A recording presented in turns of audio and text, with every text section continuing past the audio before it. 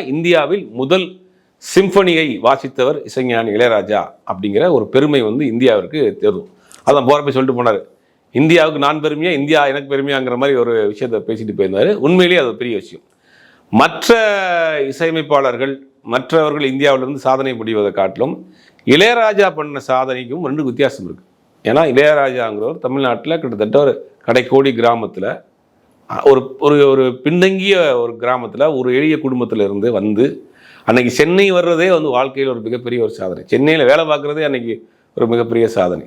அப்போ இளையராஜாவை பொறுத்த வரைக்கும் அந்த ஊரில் அவர் முறைப்படி இசையாக எதுவும் கற்றுக்கிற முடியாது.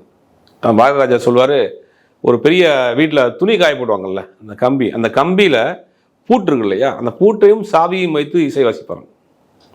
அதுக்கு எந்த விதமான இதுவும் கிடையாது, கிராஃப்ட்டும் கிடையாது, அது எப்படி வாசிக்கணும்னு கிடையாது. ஆனால் அதை வச்சு மியூசிக் வாசிப்பாங்க இளையராஜா. பாரதிராஜா சொல்கிறார், ஒரு இன்டர்வியூவில் சொல்லியிருக்காரு, இந்த மாதிரி வாசிப்பார்.